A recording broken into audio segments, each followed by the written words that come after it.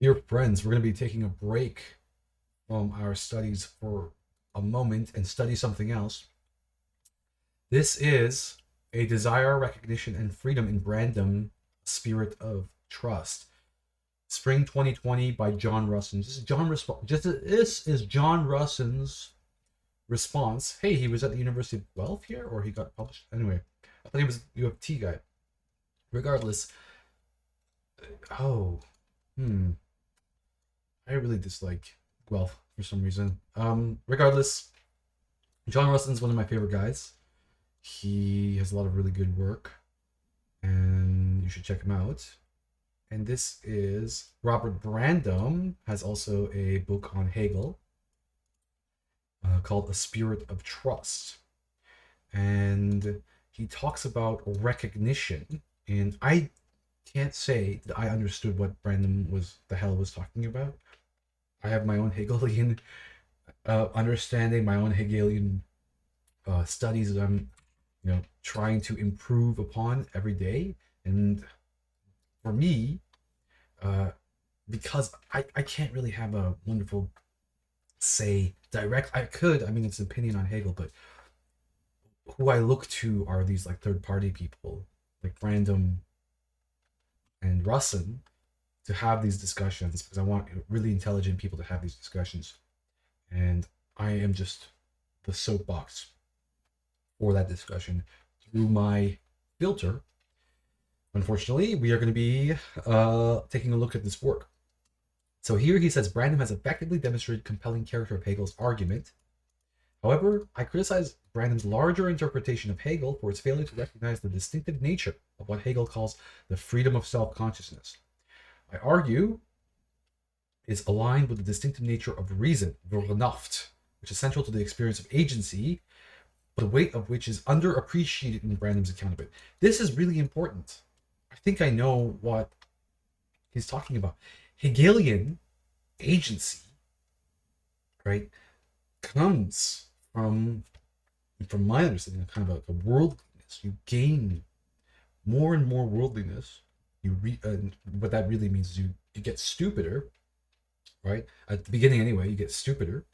Keep getting stupider because you open the door and you realize there's 1,000 doors behind that door. You open another door, you realize there's another 1,000 doors behind that one, and then you're screwed, right? Because it's just like, which door do I open? But over time, you're going to keep opening doors. So that is the beginning of what is called agency, right? And a big deal for me is like escaping the idiomatic doors and finding new doors. Finding that's what novelty or natality is, Arendt, as we were discussing in our other videos. This natality in Arendt is this ability to see something new. Right? In everyday affairs, people commonly and easily say things such as look at the thing over there, or okay, I understand, you really should do that, and so on. And one would say these things typically in a world-centered attitude. That is, these expressions are mostly non-reflective. We're talking about idiomatic expressions, practical responses to one situation, and one is generally not worrying about employing concepts when speaking. Uh, when speaking, now speaking is a very important word. To speak, it could even be a political thing, right? Hegel, on the contrary, in his Phenomenology of Spirits, investigates quite rigorously just what one is doing when one uses such terms as thing, understand, you, or should, especially thing.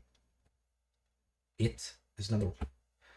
His studies document exactly how these concepts are responsive to terms in which the human experience actually unfolds, and in so doing, they show that although these concepts are capable of coherent coordination, one typically puts on display various forms of dishonesty when using them. Understood dishonesty, so you understand it kind of, there's like a cognitive dishonesty, yes, at the level of a conceptual consistency that often underpins a moral dishonesty in one's intersubjective report. In a spirit of trust, Brandom attempts to lay out precise conceptual parameters of many of these Hegel's major demonstrations. What we're talking about here is the ability or the concept of having the concept of being in a public space with other people, we need to be in exchange with them. So we need to have some sort of consistency. We need to have some connection, and maybe that connection, there's a level of cognitive dishonesty. So you know that there are like unfinished business with this definition, but you don't have to necessarily finish that definition in order to have the spirit of trust. Hegel is, of course, notoriously compact in his presentation. And for a moment, I can think of Hobbes, right? Hobbes said that you need something like third party, a state, to come in and create that spirit of trust. Just, you need that totalitarian definition of the dictionary to come and say, no, this is what things mean. Requiring the reader to do the math, so to speak, moving at a lightning speed from premise to conclusion as he analyzes in roughly 500 pages virtually every facet of human experience, from temporal flow of sensuous immediacy through the power dynamics of personal and interpersonal life, of the history of 5 millennia of human political and religious life. Brandom's 800-page study takes the time to do the math, it is fucking painstaking. That's the fucking thing about, of course I haven't finished Brandom's work. It's painstaking. Literally, it's fucking painstaking. Why? Everybody's got to do it, I guess. Brandom is a fucking academic and an intellectual, because he did that. Through the logical and experiential intricacies that are implicit in many of Hegel's most important analyses to demonstrate that Hegel has indeed captured the dynamism that is distinctive and definitive of human agency. I think it's just because Brandom is a teacher. He's been teaching Hegel, so he has no choice but to pump out this 800-page fucking painstaking. God damn it! It's just like, what are other people doing with their lives? They're outside and they're flirting, and what am I doing? Brandom's interpretation of a number of Hegel's core arguments has been criticized by some of the best contemporary interpreters of Hegel. Yeah, there has been a lot of critique of Brandom, but the guy have written a fucking 800 thing. Of course we live in a critique society. He's gonna get, especially focusing on his understanding of Hegel's overall philosophical project and his understanding of Hegel's epistemology. Yeah, there is what the hell is he doing? His overall political project. He's a teacher. He's just teaching whatever he understands of Hegel. That's my understanding of what is going on. It's a pedagogical study of Hegel. He's like educating himself. He's educating us. My focus instead will be on Brandom's thematizing of the role and importance of what Hegel calls Erkenner, recognition. He has to thematize, because that's how teaching works. In fact, teaching is like bound to thematization. In which context, I think it used to be like thematization was a kind of a form of freedom. Oh, what theme do you want to talk about? Education is bound to theme, right? I think it's the opposite. It's not freedom. It's just like it's kind of a Rousseauian kind of freedom. Hegel explicitly discusses phenomenon, discusses recognition in only a few paragraphs. Basically, yeah, that's the thing, right? This is a great point, right? It's not such a big deal, I guess. Independence and dependence of self-consciousness, lordship and bondship. Chapter 4. I have to get my Hegel book out. The truth of self-certainty was central. So, okay, you should have your Hegel book. We could have our Hegel book out and read this.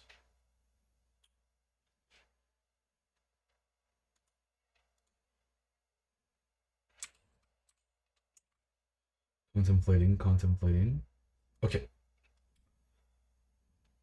The thing is, I just want to have this in one go without editing. So let's just go without the Hegel book and trust that we have read enough of Hegel, we've understood enough of Hegel, and have that basically what Russon started with, actually, this cognitive dishonesty.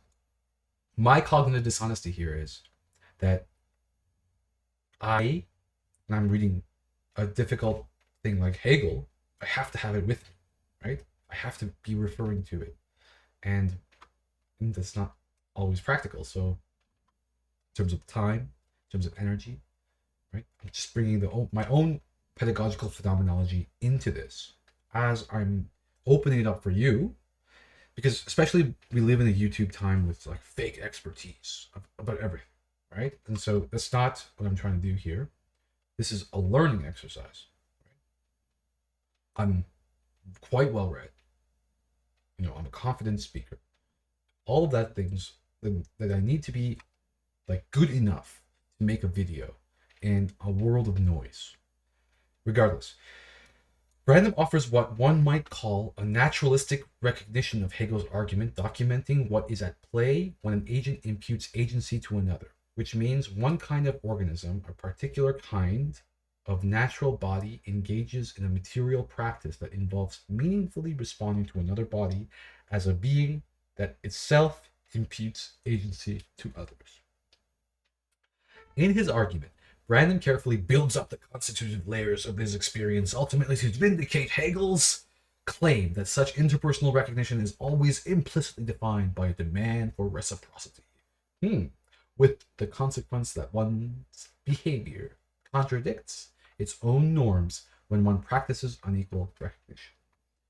I will first identify some of the helpful dimensions of Brandom's analysis of desire and recognition, before turning to a criticism of his count, which revolves around the notion of freedom. In what follows, I argue that although Brandom has correctly identified many of the parameters that are necessary conditions for ascribing agency to one another, his account is insufficient, for it fails to recognize a crucial dimension of freedom that is integral to agency, yet exceeds the terms of intersubjective recognition, the ascriptions of desire and mutual recognition. Brandom's discussion, this is important, again, it's important to the general, what's happening right now. And this is all a conversation about the public sphere. Is it viable? Can it work? Is it too much emotional labor? All this stuff. Is it idealism? Why isn't it working? Does the capitalism impede the public sphere?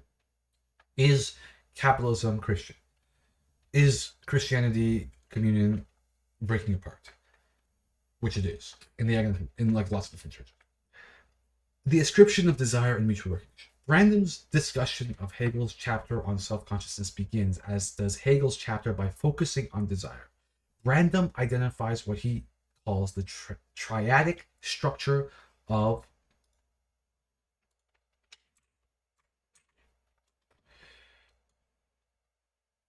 desire. Okay, so triadic structure of orectical awareness. TSOA. That's the thing about Brandom. He makes all these like acronyms, right? And it's just like difficult to follow that triadic structure of orectical awareness. See, Brandom is in the process of teaching himself, I think. Like this, he's explaining what he's taught for a really long time. So that's why he has these like acronyms for things, by which he means that desire involves desiring attitude that is directed towards potential for fulfilling one's desire, significance that is realized through a responsive activity. ST 248. For example, in hunger, there will be an activity of eating food, and it will be experienced as fulfilling or failing to fulfill. This structuring is important as it allows one to recognize what is distinctive for the desire for recognition that Hegel identifies as being distinctively or distinctive of explicitly self-conscious beings. The desire to be recognized as an object, just as hunger as an object, but unlike the article as food towards the hungry animal directs its action, the object to one who desires recognition directs one's action is one that itself desires. In other words, for the desire for recognition, the relevant significance is an attitude. For me, if I was going to objectify this subjective experience, I would say it's like a wall, right? When you love somebody, it's like a wall in your life. It just, that's what happens. And it's like a desire for recognition. Boom, it's a wall. And moreover, it desires that the other desiring being precisely desire itself as a desiring being. And then what happens, and then another analogy, because analogy is really weak arguments, but another analogy is kind of like being a deer in the headlights. a car is coming at you, right? That's the other. That's the other. It's like a wall and a car. Okay, instead of a deer in the headlights, it's a car and a wall, and that's just like this crazy moment, right? And there's a deer feeling in there too. The wall does have a feeling. It's like an anthropomorphized wall. When two things meet like that, right? And moreover, it desires that the other desiring being precisely desire itself, the first, as it's itself a desiring being. So this kind of recognize one another in each other, right? You look into the eyes of somebody, you see the void inside of them, they see the void inside of you, the void of non-consciousness that we have come from, and the starry beings that we are, maybe. Maybe I'm overreading this, sorry. Brandom's point is that being a self-consciousness being that is desiring to be recognized, that inherently involves ascribing an attitude to another, the TSOA. And indeed, more specifically, it involves ascribing to that other the same attitude of ascribing attitudes, for it wants that other to ascribe to itself the first attitude of ascribing attitudes. This is a academic way of just saying, I want to be loved, and I want them to love me to be loved, and I want them to love, I love them. You know, that's just, this is how, it's just describing love here, I think. Or maybe I'm just in love. I don't know. That's just love. This analysis is accurate and helpful. It's just human love. It's like a agape. It's like a basic, seeing yourself in the other. It's just like, this analysis is accurate and helpful. And it shows well the reflexive or reciprocal character of Brandom, sorts out logically how adequate and inadequate forms of responsibility can be played out both between individuals and within social groups.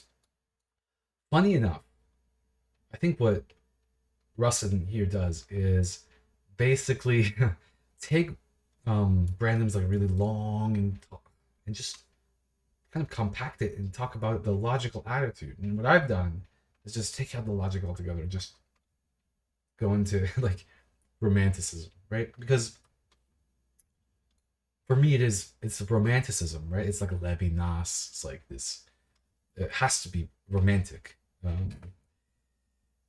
I believe Brandom has successfully clarified some of the core logical intrinsic to Hegel's argument that the very nature of self-conscious desire, what is in itself, implies, this is the master-slave dialectic, implies intrinsically a norm of reciprocity, and thus that self-consciousness, human nature, is properly realized only in practices of reciprocal recognition.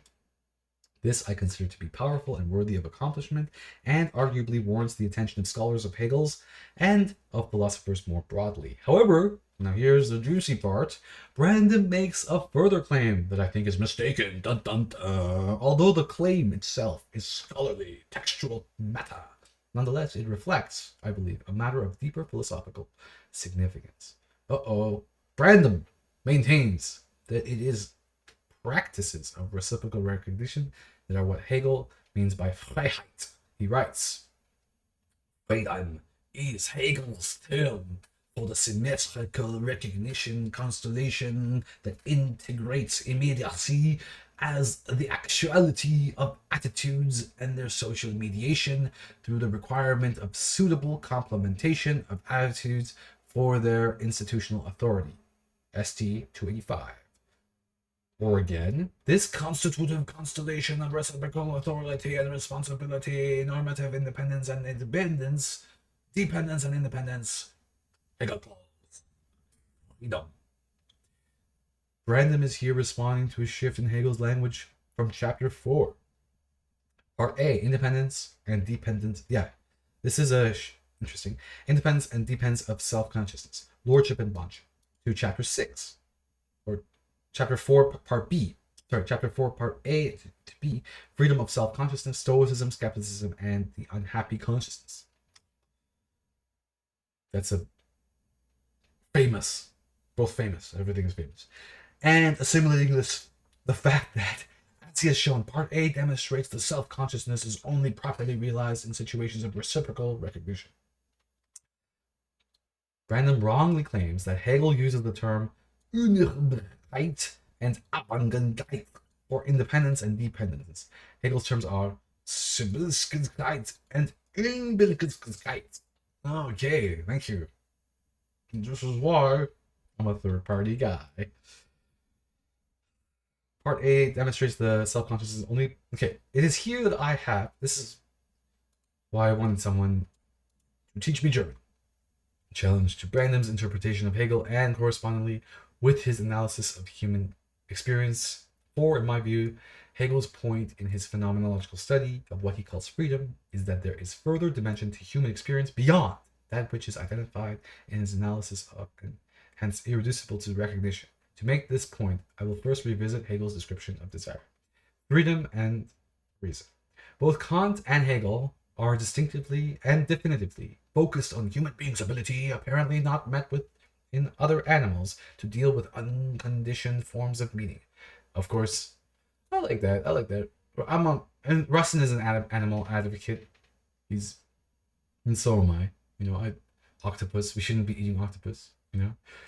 That's my moral stance on that. In other words, human asks questions pertaining to and as such or in itself. Most famously, this is the hallmark of the distinctive capacity for reason. Kant says as much. Critique of pure reason. The principle peculiar to reason in general in its logical employment is to find for the conditioned knowledge obtained through the understanding and the condition and through the understanding, the unconditioned, whereby its unity is brought to completion. Unfortunately, I really have to read Kant 2 times. The principle peculiar to reason in general, in its logical employment, is to find for the conditioned knowledge obtained through the understanding, the unconditioned, whereby its unity is brought to completion. My friends, always read Kant twice. Always, always, always. It's just, especially if you're reading in English, okay? Both Kant and Hegel, because if this, to explain this would require like a whole thing, okay? And this is why they always start philosophy with like Kant. I think that's a lot of philosophy starts with like introduction to philosophy. Always start with Kant, because at first you're like, what the fuck is he saying? And then you study it for a long time, and then you get it. And then I don't know. People who can summarize Kant are wonderful. But both Kant and I guess you can look at the introduction to Kant. I've never read that book actually. Is there? Because there's an introduction to Foucault, the introduction series. Is there an introduction to Kant series? That would be pretty cool. Maybe I should do that. Both Kant and Hegel study rigorously the conditions for the possibility of such rational experience. In other words, their phenomenological descriptions show precisely what is intrinsically involved in the experience of reason, and thus why it cannot genuinely be confused or conflated with various other forms of experience. The important point to be retained here is that the ability to engage with an unconditioned or absolute significance should not be taken for granted in one's analysis. The ability to engage with an unconditioned or absolute significance should not be taken for granted in one's analysis, but it needs to be recognized and explained as such. Now, the very thesis of the attitude of self-consciousness as desire, the definitive sense of this attitude as analyzed by Hegel, is that it is unconditional source of meaning. Wow. It is. Yeah, that's basically it, right? The being that is for itself, desiring, is the being that posits itself. Its desire for itself as desire, as what is universally and necessarily the truth for any and all determinacy, as Hegel writes, describing the attitude of desire. Certain of the nothingness of this other, it, desire, explicitly affirms that this nothingness is for it, the truth of the other. It destroys the independent object and thereby gives itself the certainty of itself. Becomes a self-fulfilling prophecy? His more precise descriptions of the logical structure of this attitude brings out clearly the unconditional significance intrinsic to this attitude. Self-consciousness is, to begin with, simple being for self. Self equal through the conclusion from itself of everything other. For it, its essence and absolute object, absoluter Gegenstand, is I, And in this immediacy, or in this being of its being for itself, it is a single, what is other, for it is an unessential, negatively characterized object. And in its negation, can we find this like infinite creation? Is that, as Hegel's language makes clear, the sense of self that is intrinsic to this attitude is one of simplicity and negative universality. Interesting, negative universality. Indeed, exclusion of everything. So, indeed, as Hegel, yeah, that's what humans have a very powerful and specific kind of power to point to the void of negative universality. Okay, Zizek's four distinctions might be helpful here. Um, there's things that we know. That's that whole speech. If you don't know what we're talking about, Google things that we know. Zizek. Indeed, as Hegel writes, or more precisely, the guy in the Bush administration, I is its absolute object, intrinsic to the self-consciousness experience of desire. Then is the significance of I versus other. An absolute distinction. In other words, self-consciousness as desire constitutively interprets whatever specific empirical conditions it encounters in terms of the absolute opposition of self, I, and other. The continuation of the above quotation from Hegel's text underlines the essentiality of this significance. And this significance, I think, is important because this is why there is a subject, right? A subject at the end of the day exists, right? There is no non-subject. It's not like you're a multitude of beings of play and all this stuff, but there is a border. Where is that border? It can move, but there is a border.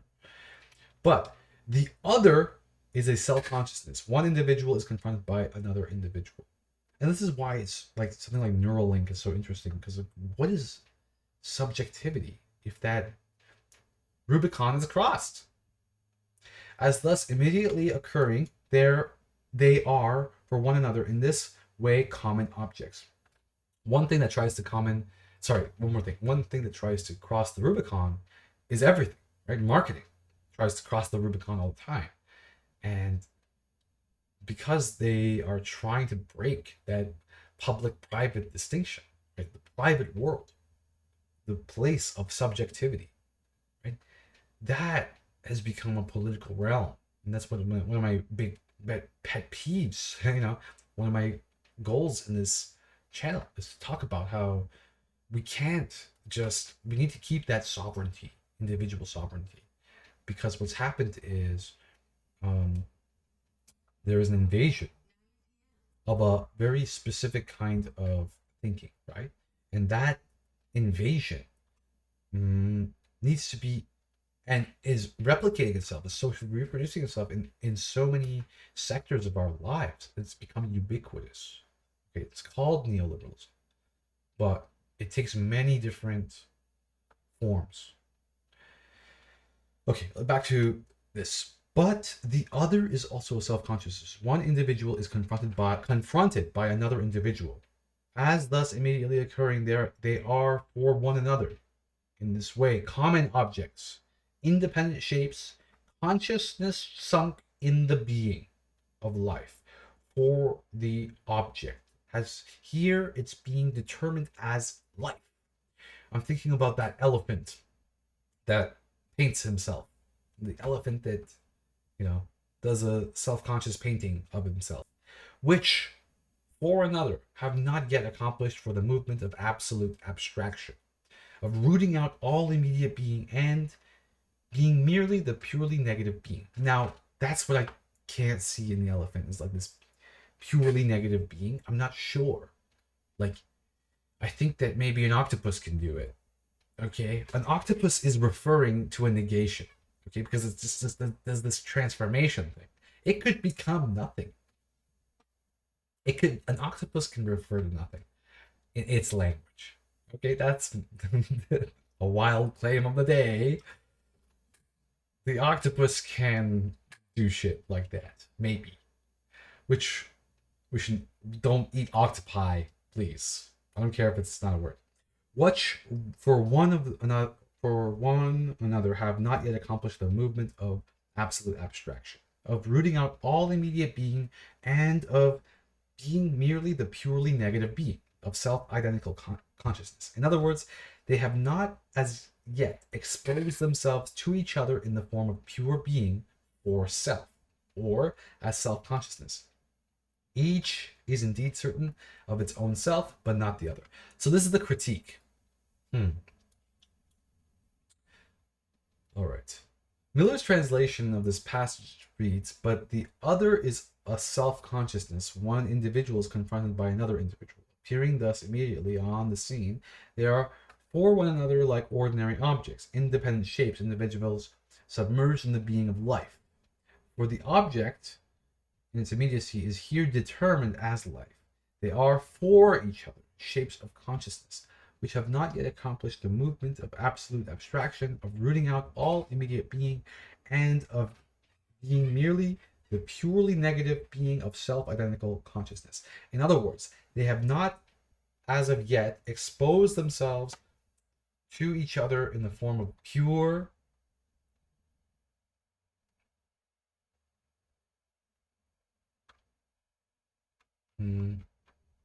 being for self or as self-consciousness. Each is indeed certain of itself, but not of the other. Okay. It is the meaning of this attitude of self-consciousness as desire to accomplish the absolute abstraction, and thus to be pure being for self, and precisely what is at issue here is whether one will recognize that precise feature about the other one. To recognize this disposition about the other being, the other desire, the other being in question, is precisely to posit the truth of the object it encounters as an infinite, a non-empirical source of which the determinacies are the show, schein, or appearance.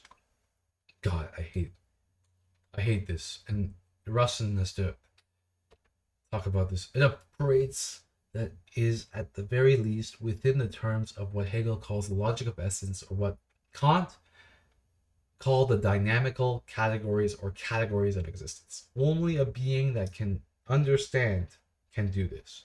And inasmuch as the essence thus recognized is infinite and unconditioned, only a rational being could make this recognition. Indeed, the recognition of such a self-determining being is a matter of what Hegel calls the logic of the concept.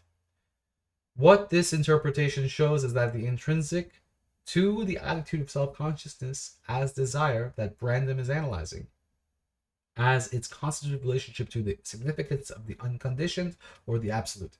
In my view, though, Brandom takes this meaning as given, rather than thematizing it in his analysis of the fine structure of desire and recognition. This taking for granted is displayed, for example, in when Brandom discusses the Japanese code of Bushido in order to illuminate Hegel's analysis of the struggle to the death. I think I remember that. Brandom writes, to be this, I've totally, I probably looked at this already. To the samurai was to identify oneself with the ideal code of conduct. This is surely correct. But the unexplained issue is that this context is what we must be constitutive of an agent such that it can engage with ideals. It is precisely the significance, I contend, that is the subject of Hegel's phenomenology, freedom of self-consciousness. Brandom generally ignores this section of Hegel's study. When he does refer to it, his interpretation echoes Alexander Kojèv's interpretation of Stoicism, skepticism, and unhappy consciousness as slave ideologies. Brandom writes that these forms of ideology of mastery become available to the subordinates in traditional recognition of asymmetrical constellations of power and normativity. Now I have no idea what we're talking about. Like many other contemporary Hegel scholars, I have argued against Kojèv's interpretation of for belief. He fails to grasp both the structure of Hegel's argument and to appreciate the experiential weight of the phenomena Hegel is studying in his section. Rather, I am much more sympathetic to the interpretation of Hippolyte, who follows Jean Wall in identifying unhappy consciousness as the decisive figure for Hegel's interpretation of self-consciousness. Now, this is oh my god. Hippolyte versus Kojev. Big deal. I should make a video on that.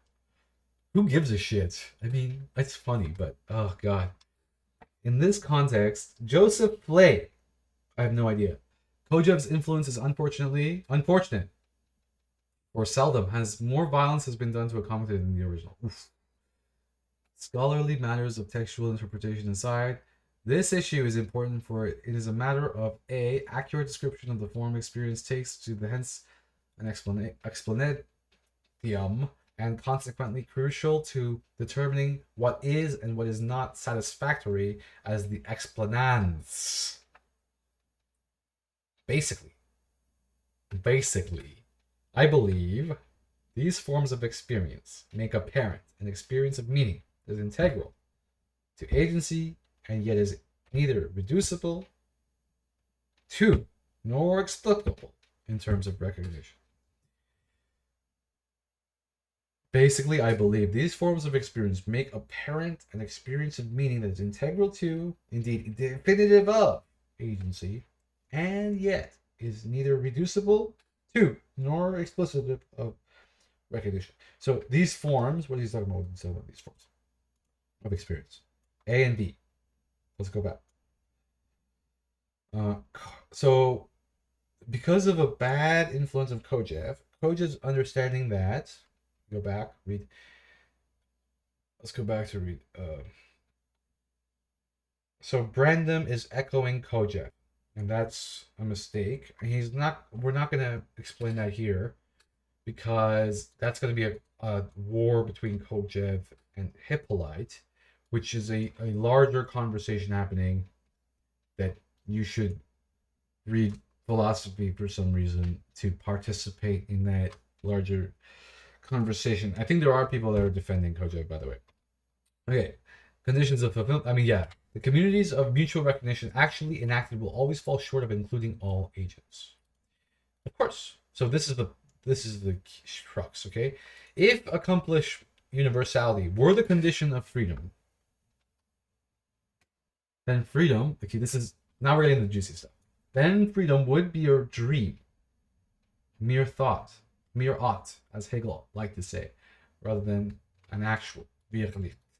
In fact, however, freedom is a phenomenon, and what Hegel calls stoicism, skepticism, and unhappiness consciousness are different forms of realization, even in a world in which universal reciprocal recognition does not exist. Hence, I maintain one must conflate the idiomatic word of the word freedom.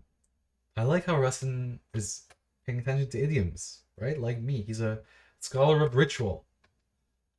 Hence, I must maintain one must conflate the idiomatic use of the word freedom in a political context with its ontological context. When one analyzes agency or indeed morality, indeed, this is the distinction between freedom as an ontological and a practical notion is always already present in Kant. To my mind, Harris captures the fundamental meaning of freedom in Hegel's thought. He writes what Hegel addresses is how there can be, as there evidently is, an eternal standpoint within time. We know intuitively that this absolute standpoint exists.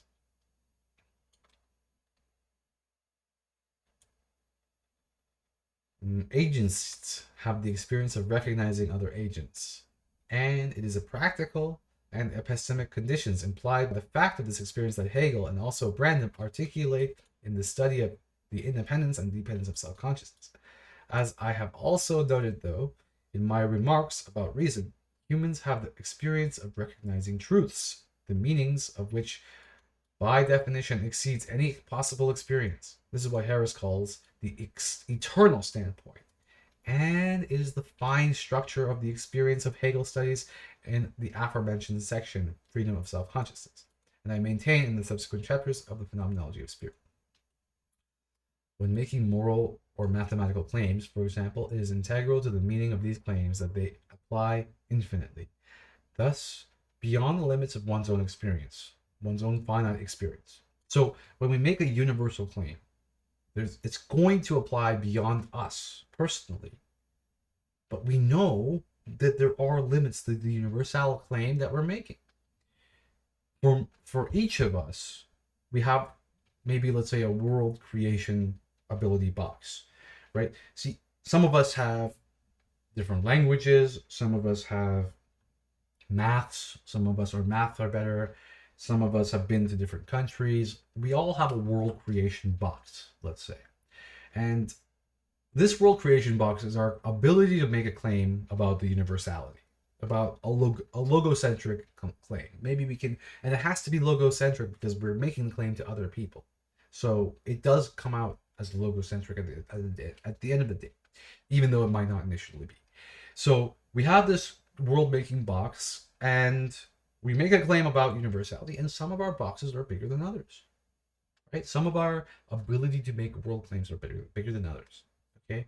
And the only way to make our world, again, everything comes back down to the problem of not listening to one another in today's society. If you don't listen to other people, your world building ability will be limited. And some people want a limiting world building ability, right? So, but if you believe in the democratic way of doing things, if you believe in a democracy, if you believe in global democracy, let's say, or coming together, which seems like, Russon doesn't believe in that spirit of trust, but if you believe in it, then you have to, be able to engage in worlds that are completely different from you so that both of your worlds can blow up. As Kant and René Descartes respectively showed, the condition for one's own experience of the necessity of these universal claims is freedom. What is crucial here is that one does not have the experience of necessity, and that means one's freedom is attested to oneself whether or not others acknowledge it. So this is the difference between political freedom and ontological freedom. This is why the stoicism of Epictetus, for example, can be the phenomenon of freedom, even though Epictetus himself was a slave. That is, his equality in principle with all others was not recognized in practice. He nonetheless has his own status as irreducible to how others take him a test for himself. Skepticism and what Hegel calls unhappy consciousness are, as I understand them, further developments within this non-recognitive, non-interpersonal domain of autonomy. That is key. He's right. Oh, he's right. Spirit of trust. Oh, it falls short. So, let's just read that again. He nonetheless has his own status of irreducible to make others a test for skepticism and what Hegel calls unhappy consciousness are, as I understand, further developments within his non-recognitive and non-interpersonal domain of. I wish I had something intellectual to say about that. Skepticism, it recognizes the fundamental fact that the world appears to an experiencing subject and is, as such, a phenomenon. But in as much as it is a phenomenon, the natural world is insufficient to account for the experience of it, for it would beg the question to explain the cause by its effect, which is where art comes in. Unhappy consciousness is Hegel's name for the experience one has within the parameters of the skeptical recognition of the irreducible autonomy of experience as such, of competing compelling imperatives that have not from eternal reality of the natural world, but from within one's experience of subjectivity itself. Beautiful. And those competing compelling narratives clashing creates subjectivity itself, perhaps. I'm thinking also about the law of the heart, Hegel's law of the heart and the law of society or something. To have one mathematical experience is to recognize the imperative, which is intrinsic to one's free subjectivity. That, for example, one holds equal to the equal. So you need private spaces. The personal is not political. You have to have the private ontological space. And that Ontological space needs to expand, be bigger than by being pushed by neoliberal biopolitics to be a certain way. Like the social conditioning that they're doing through all the social media today, because some people believe that they can control the narrative. Some people believe that they can, whoever it is, right? Even if they have good intentions, right? Yeah, I do believe we need to bring in collective, you know, but it has to be, and that's why we're studying RN, it has to be dialogical. It has to be through dialogical, dialogos, two or more logos, to bring as many logos centric perspectives as possible, because we can only speak in logocentrism, especially in our times of words and letters and computers and all this stuff. Logocentrism is important because, especially because this YouTube culture is so the people who are winning in YouTube are, I was in the, I'll make an analogy of the people who are winning on the YouTube game. They are people like Donald Trump, who talks about showers not running, right? And because he's talking about showers not running, he talks to millions of people who might not necessarily give a shit about politics or anything, but have seen Trump talk about showers not running. And guess what happens? Millions of people have, on a certain day when their shower isn't running, they think about Donald Trump. And that, my friends, ontological marketing, right? That kind of ontological marketing, the left doesn't understand it. They think he says something stupid, but he's doing something incredibly stupidly intelligent. Say, gut feelings, right? The left just doesn't understand gut feelings. They're stuck in their frontal cortex. Why? Because their amygdala I'm talking about the left, is like forcing, their amygdala forces everything to be a frontal cortex thing. That's basically my critique against Gines, if you're watching my Hannah Arendt series. Okay. Now here is where we get juicy, okay? So just wait. This mathematical imperative, like the categorical imperative of morality, is, however, not deducible from anything empirical. It is, and this is what I'm saying, Arendt is just genius, because from wrongful empirical claims, Arendt is able to jump into really interesting perspectives, at the very least. It is, on the contrary, a norm to which the empirical is held, nor strictly speaking, it is realizable empirically, inasmuch as there are ultimately no ambiguous empirical examples of equality. In other words, the mathematical ideal or imperative of equality is an absolute or an unequivocal meaning. The eternal standpoint to which Eris refers, that informs an always equivocal and inherently relative experience. Now, I have a very postmodern perspective on this, and that I don't even think math. I do think that there is an eternal standpoint, but I don't think math is actually a good example of it. But that's just my so we could just talk about math, though. Math is like a placeholder for the possibility of this, which I definitely do believe as this eternal standpoint. It is thus a form of experience that is principle, is irreducible to, and hence inexplicable by the terms of empirical or natural life. This, I believe, is the meaning of Freiheit in Hegel's phenomenology. It's precisely the fact, definitive of our human experience, of our human reality, that the form of one's experience can never take up the adequately explained from the ground up in terms of one's empirical participation in nature or even one's engagement with other self-consciousnesses. This is relevant to Brandom's account for the ability to engage with unconditional meanings that define but cannot be derived from empirical life, is integral to being an agent. This means both that one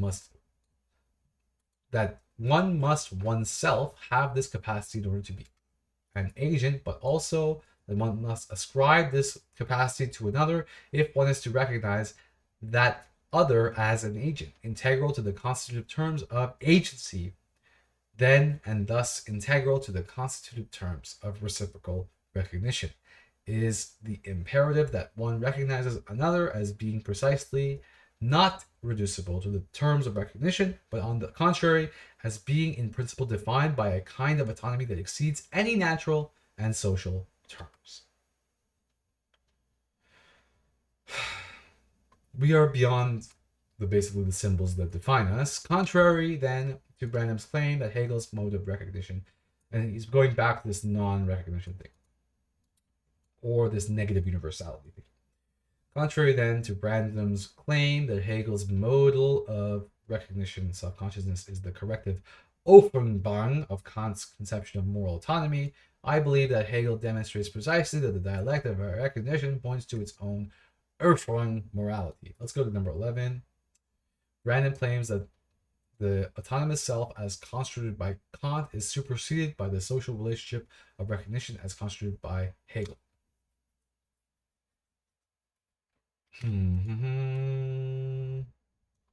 Now, I think that I don't necessarily take a side on this issue.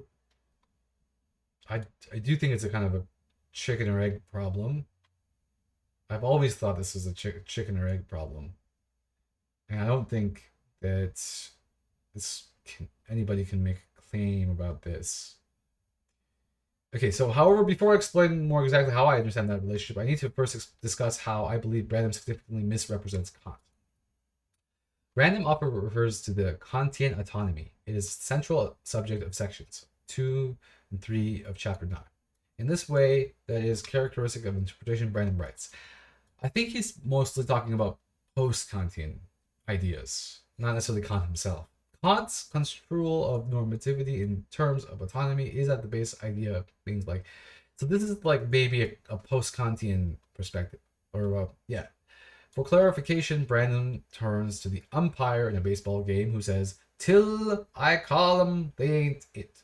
The umpire, in other words, who asserts the authority of his attitude to institute the status that there are other objects, that is, he takes his calls to be constitutive of whether the pitches they classify actually are strikes or balls. ST 270. Brandom construes the umpire's attitude as the extreme form of the basic idea of modernity, of which Kant's position is the final, most enlightened form.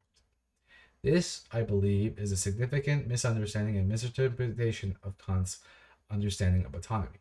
And I think it's not a very good analogy because it's a game. Everybody agrees on the game. Okay, let's keep going. The fundamental phenomenon recognized by Kant is command. Autonomy, as Kant understands it, is not a matter of deciding something for oneself, but is a matter of finding oneself commanded. The command is intrinsic to one's very experience of I. It is for that reason, though one is subject to the command, one is nonetheless autonomous, precisely free. For it is not a command that has come from someone or something else, from which one could therefore distance himself. Although this is thus a matter of autonomy, precisely what it reveals is that the I, the autonomy, is equivocal. The I as which I experience myself, the empirical I, must be distinguished from the non-empirical that is experienced only in, as its products, in, and as its commands. The I that I live, the empirical I, is always intrinsically defined by a call, an intrinsic normativity to which it answers, but which it cannot claim authorship. In its very nature, then, the I is divided. It finds itself answering to nothing other than itself, and yet it cannot occupy the position of generating those commands. Brandom's interpretation of Kant, on the contrary, ignores the equivocity that is ontologically intrinsic in the concept of I, the defining characteristic of rational being, and thus conflates moral autonomy, which Hegel identifies as a form of reason, with Stoicism. I think it's interesting. That's very interesting. Indeed, this constitutes an error that Hegel flags in his explanation of why modernity culture should not be confused with the Roman world of legal status. You see, here is why Brandom is a teacher, right? His first profession is a teacher, and why Russon's first profession is not necessarily a teacher, but he is in a teaching position because I mean I don't really like uh, the way Russon teaches. Russon teaches like as if he's teaching to like a class of 2-year olds, right? And that's kind of why I don't like his videos. Whereas Brandom is really a teacher. He engages. So I don't. I love. Sorry, Professor Russ. I love your work, but your teaching is terrible. Your pedagogy is not very good. And Brandom's pedagogy is really good. Like you could read, like you could watch his videos. You could, and you could really understand what he's saying. But you can see that Russon is a better philosopher here because this is a maximum philosophy punch right in the Brandom's beard, right? Okay. So how can I explain this?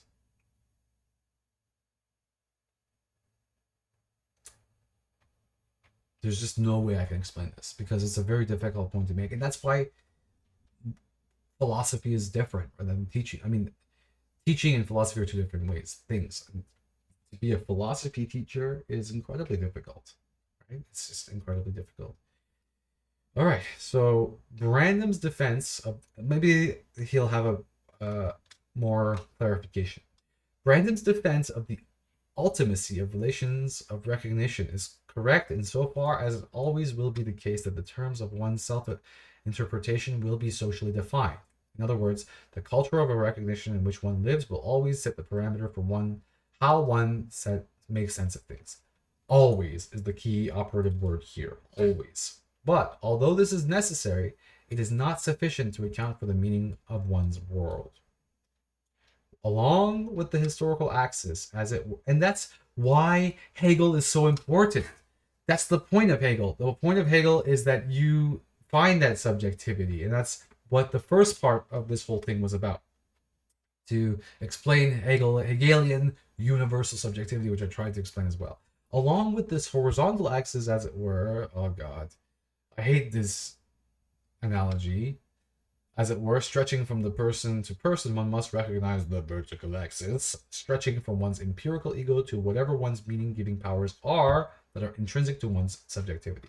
It is always true that the I that answers to the intrinsic imperative is always already constituted by relationships of recognition, and thus, even as one answers to them privately, one nonetheless stands in an interpretive relation to this. One's own self is in a matter that is intersubjective. That's great. That's a great explanation for why there is a subjectivity. There is you. There is a power of the subjectivity. As an individual subject, one is always always defined by the intersection of reason. Use that word, Russon, and recognition, and thus by the imperative that the conditioned terms of recognition need to be made to accommodate unconditional demands of reason. And I think that I don't know. I think that here Russon uses the word intersection on purpose to get into. This is why there's like a political. As an individual subject, one is thus always defined by the intersection of reason and recognition, and thus by the imperative that the condition terms of recognition need to be made to accommodate the unconditional demands of reason. And this is ultimately the point of Hegel's analysis of conscience, the conclusion of which, regarded confession and forgiveness, is the capstone of Brandom's account of recognition. That's so interesting that we end with this, confession and forgiveness. I agree with, so I guess it's the power of true intersection is confession and forgiveness. I agree with Brandom that the discussion of confession and forgiveness at the end of section BB is effectively the punchline of phenomenology. Brandom expresses his punchline in these terms: semantic self-consciousness, awareness of transcendental conditions of the intelligibility of determinately contentful attitudes of thinking, believing, meaning, or intending anything consists in explicitly acknowledging an always already implicit commitment to adopt generous recognitive attitudes of reciprocal confession and recollective forgiveness. Recollective. Recollective. Right? I say that word like that on purpose.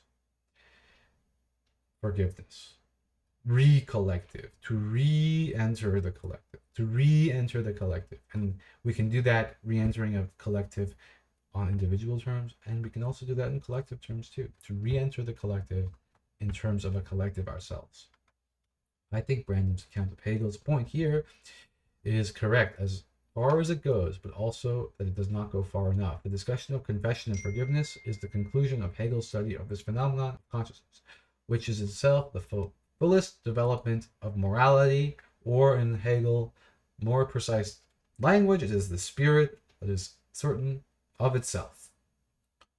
As a self-certain spirit, one experiences oneself to be able, indeed to be commanded, personally to intervene in a specific circumstance on the basis of one's direct individual insight into what the good that commands. This self of conscious is directly aware of its absolute as an absolute truth in being. This is the very personal. This is the very meaning of consciousness, to have a sense of personal insight into what is being done, into what is happening. And this attitude is culminating in the shape of spirit. What Hegel's analysis shows, what Brandom recognizes, is that the internal demands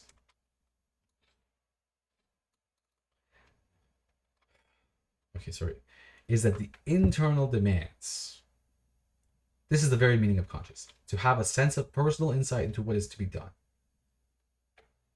Internal demands of the attitude of consciousness requires ultimately that as a consciousness, as a conscientiousness, as a conscientious agent, one recognizes the limited condition of one's own perspective, that is, the limitations that preclude one, in principle, from being an adequate interpreter of the unconditioned good, while also recognizing the legitimacy of the conscious perspectives of others who do not recognize the truth of one's own perspective.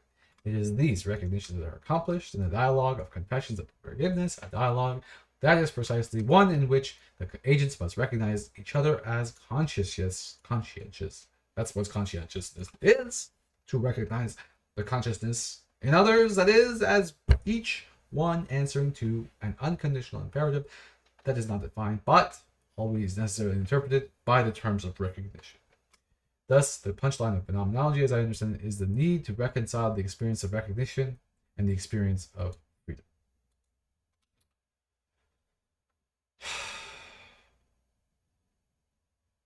Amazing. So, when to truly forgive, right? These days, the idea is you can forgive someone and then like leave them be. But no. To forgiveness and communion are together, right? You're still in a communion with other human beings, right? Forgiveness and communion are together. That's why the whole Catholic Church works the way it does. Okay, and you know, you could say this is all secular, but this, to me, all this is all just recapitulating theology, right? Coda, the history of spirit. Finally, my challenge to Brandom's interpretation of freedom in terms of recognition also leads me to challenge one more claim in a spirit of trust. This is a theology. This is a war of theology. This is modern day theology. Right? It's called philosophy. This is theology, my friends. It is too big a portion of Brandom's book for me to engage with it in detail. Yet, based on what I have said about freedom above, I am able to provide a simple summary statement. Brandom's interpretation centrally revolves around the distinction between the modern and the traditional interpretation of normativity that he imputes to Hegel. I believe Brandom is right to assert that there is such a distinction, and that he is also right in asserting that Hegel's argument pivots around it. But my understanding of this distinction differs from his. Brandom, relying on his notion of recognition as explanans, interprets ancient or traditional culture as recognizing the commanding authority of norms without acknowledging the weight of the subordinate perspective that attributes authority to these norms. And he interprets modern culture as recognizing, well, that's just wrong, first of all. And he interprets modern culture as recognizing the authoritative power of individualistic practices of positioning norms without sufficiently acknowledging. I don't think that that's Brandom, though. I think that that's Brandom talking about Hegel, no? He's explained, because the whole point of Brandom is to try to make something of Hegel. Right? And I think that Brandom has to rely on these kind of the Hegelian racisms, right? Against time and space. Okay, the weight of the subordinate perspective that attributes authority to these norms, and he interprets modern culture as recognizing the authoritative power of individualistic practices of positing norms without sufficiently acknowledging the sense in which that individuality is itself dependent upon the recognition of norms. Yeah, that is totally, what's it called? Yeah, culture. I think that Brandom's point is fine as far as it goes, but I believe, okay, I think that Brandom's wrong, or Hegel is wrong, but they're definitely right on this part, the modern part. I believe that Hegel's analysis depends on as much or more on the notion of freedom as explanans and his. So the conflation of ontological and political freedom, I think, is that modern culture has recognized not the individuals make norms, but the individuals are the kind of beings for whom absolute norms are meaningful and compelling. The failure of ancient culture, I believe, is that it does not recognize the irreducible autonomy of free self-consciousness, whereas the failing modern culture, I believe, is that the failure of modern culture is that it does not recognize the essentiality of recognition. The failing of ancient culture, I believe, does not recognize the irreducible autonomy of free self-consciousness. So what's the difference between that? Like Brandom. So he agrees. It's the same. Yeah. I believe that it is like Brandom, does not recognize the irreducible. Yeah, I disagree with both Brandom and with both. I'm a traditionalist here. I disagree with both Brandom and